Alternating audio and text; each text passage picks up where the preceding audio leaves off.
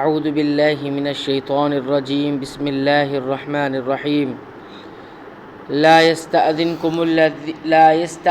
الذين يؤمنون بالله واليوم الآخر أن يجاهدوا بأموالهم وأنفسهم والله عليم بالمتقين۔ اللہ پر اور قیامت کے دن پر ایمان و یقین رکھنے والے مالی اور جانی جہاد سے رک رہنے کی کبھی بھی آپ سے اجازت طلب نہیں کریں گے، اور اللہ تعالیٰ پرہیزگاروں کو خوب جانتا ہے۔ یہ مخلص ایمانداروں کا کردار بیان کیا گیا ہے، بلکہ ان کی عادت یہ ہے کہ وہ نہایت ذوق و شوق کے ساتھ اور بڑھ چڑھ کر جہاد میں حصہ لیتے ہیں۔ انما يستأذنك الذين لا يؤمنون بالله واليوم الآخر وارتابت قلوبهم فهم في ريبهم يترددون۔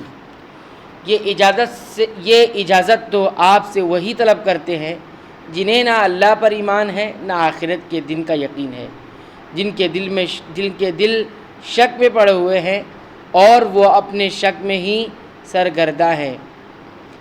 یہ ان منافقین کا بیان ہے جنہوں نے جھوٹے حیلے تراش کر رسول اللہ صلی اللہ علیہ وسلم سے جہاد میں نہ جانے کی اجازت طلب کر لی تھی۔ ان کی بابت کہا گیا کہ یہ اللہ پر اور یوم آخرت پر ایمان نہیں رکھتے۔ اس کا مطلب یہ ہے کہ اسی عدم ایمان نے انہیں جہاد سے بھاگنے پر مجبور کیا۔ اگر ایمان ان کے دلوں میں راسخ ہوتا یعنی مضبوط ہوتا تو نہ جہاد سے بھاگتے نہ شکوک و شبہات ان کے دلوں میں پیدا ہوتے۔ وَلَوْ أَرَادُوا الْخُرُوجَ لَأَعَدُّوا لَهُ عُدَّةً وَلَكِنْ كَرِهَ اللَّهُ انبِعَاثَهُمْ فَثَبَّتَهُمْ وَقِيلَ اقْعُدُوا مَعَ الْقَاعِدِينَ۔ اگر ان کا ارادہ جہاد کے لیے نکلنے کا ہوتا تو وہ اس سفر کے لیے سامان کی تیاری کر رکھتے، لیکن اللہ کو ان کا اٹھنا پسند ہی نہ تھا، اس لیے انہیں حرکت سے ہی روک دیا اور کہہ دیا گیا کہ تم بیٹھنے والوں کے ساتھ بیٹھے رہو۔ یہ انہی منافقین کے بارے میں کہا جا رہا ہے جنہوں نے جھوٹ بول کر اجازت حاصل کی تھی کہ اگر وہ جہاد میں جانے کا ارادہ رکھتے تو یقیناً اس کے لیے تیاری کرتے۔ اور فثبتہم کے معنی ہے ان کو روک دیا، پیچھے رہنا ان کے لیے پسندیدہ بنا دیا گیا، بس وہ سست ہو گئے اور مسلمانوں کے ساتھ نہیں نکلے۔ مطلب یہ ہے کہ اللہ کے علم میں ان کی شرارتیں اور ان کی سازشیں تھیں، اسی لیے اللہ کی تقدیری مشیت یہی تھی کہ وہ نہ جائیں۔ یہ یا تو اسی مشیت الہی کی تعبیر ہے جو تقدیراً لکھی ہوئی تھی، یا بطور ناراضگی اور غضب کے رسول اللہ صلی اللہ علیہ وسلم کی طرف سے کہا گیا ہے کہ اچھا ٹھیک ہے، تم عورتوں، بچوں، بیماروں اور بوڑھوں کی صف میں شامل ہو کر ان کی طرح گھروں میں بیٹھے رہو۔ لو خرجوا فيكم ما زادوكم إلا خبالا ولأوضعوا خلالكم يبغونكم الفتنة وفيكم سماعون لهم والله عليم بالظالمين۔ اگر یہ تم میں مل کر نکلتے بھی تو تمہارے لیے سوائے فساد کے اور کوئی چیز نہ بڑھاتے، بلکہ تمہارے درمیان خوب گھوڑے دوڑا دیتے اور تم میں فتنے ڈالنے کی تلاش میں رہتے۔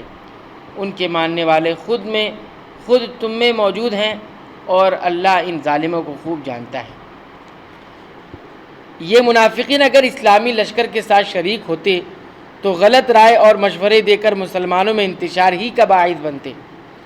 مطلب یہ کہ چغل خوری وغیرہ کے ذریعے سے تمہارے اندر فتنہ برپا کرنے میں وہ کوئی دقیقہ فروغ گزاشت نہ کرتے، یعنی کوئی وقت ایسا نہیں گزارتے جس میں وہ فتنہ نہ کرتے ہوں۔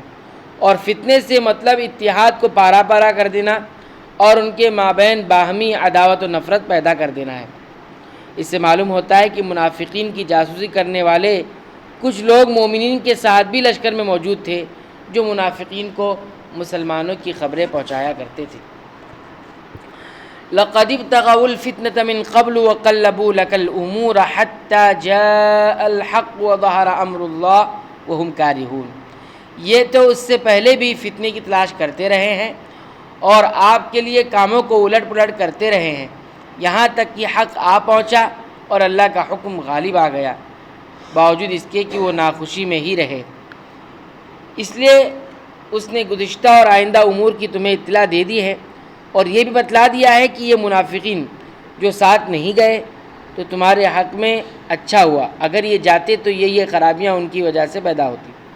یعنی یہ منافقین تو جب سے آپ مدینہ میں آئے ہیں آپ کے خلاف فتنے تلاش کرنے اور معاملات کو بگاڑنے میں سرگرم رہے ہیں، حتیٰ کہ بدر میں اللہ تعالیٰ نے آپ کو فتح اور غلبہ عطا فرما دیا جو ان کے لیے بہت ہی ناگوار تھا۔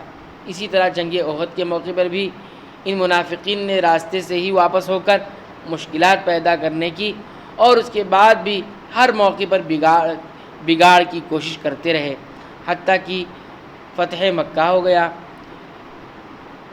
اور اکثر عرب مسلمان ہو گئے، جس پر کف حسرت اور افسوس یہ مل رہے ہیں۔